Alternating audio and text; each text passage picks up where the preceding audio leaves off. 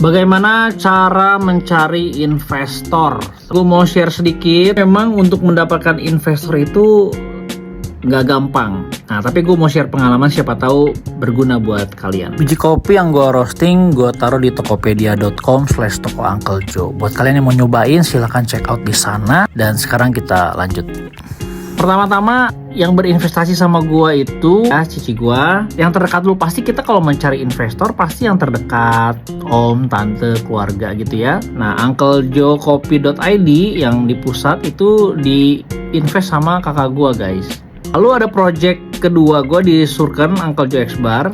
Sebetulnya project pertama itu gua nggak pakai investor. Jadi coba-coba pakai dana sendiri, tapi gagal, teman-teman, tutup gitu ya. Di project kedua di Surken, gue mencari angel investor. Sebelum gue mencari angel investor, kenapa gue berani juga mencari angel investor? Karena gue punya track record. Gue nggak tahu dampaknya sepositif ini. Apa yang gue bangun, yang gue kerjain di membangun project kedai kopi, gue rangkum dalam bentuk vlog seperti ini, ditaruh di YouTube, di sosial media. Jadi orang-orang melihat performa gue dalam bekerja, profesionalitas gue dalam bekerja. Orang melihat itu. Ketika orang percaya dengan apa yang gue bangun di sosmed, yang gue taruh di sosmed itu true story, teman-teman, bukan gimmick doang gitu ya.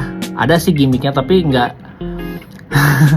nggak semuanya gimmick gitu. Tentu pekerjaan gue ya gue taruh profesional. Dari situ banyak yang melihat bahwa gue punya perform bagus dalam bekerja, ada track recordnya nyata dan real. Akhirnya satu ketika pas gue lagi butuh kira-kira siapa yang mau jadi partner gue ya di project Surken gitu, list beberapa nama dan gue sampaikan ke 3 nama. Dari 3 nama, 1 nama yang unik nih jawabannya.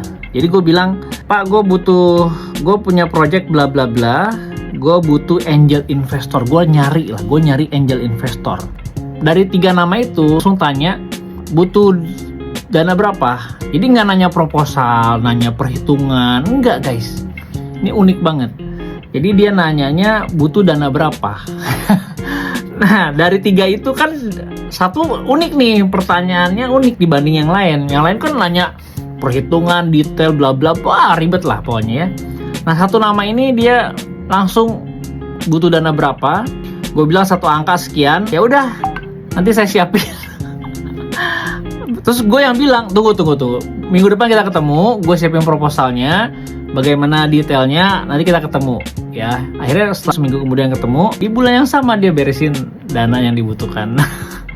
Itu uniknya. Nah, kenapa bisa begitu? Karena menurut gue integritas yang dibangun, yang gue taruh di sosial media itu menjadi track record ya, menjadi jejak digital yang nggak bisa dipungkiri gitu, bahwa gue ternyata bisa dipercaya. Ini kata kuncinya tuh bisa dipercaya, teman-teman. Gue tunjukkan dalam performa 4 bulan kita balik modal dari yang diinvestasikan. Menarik kan? Poin pertama kalau teman-teman mau mencari investor, bangun integritas ya. Bahkan lu taruh integritasnya di sosial media lu gitu ya, bangun itu, buktiin dulu gitu kalau lu mampu mengelola kepercayaan ya dari entah tante lu, om lu, kakak lu, kan yang paling dekat kan pasti ke situ dulu dong.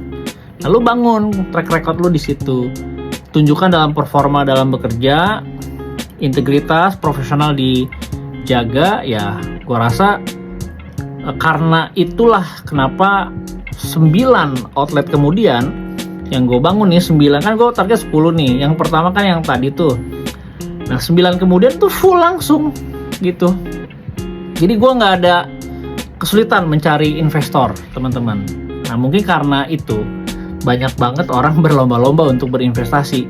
Mungkin kata kuncinya di integritas. Jadi teman-teman bangun integritasnya, performanya tunjukkan di sosial media kalian masing-masing. Baru di kasus gue nggak nyari investor, mereka yang datang.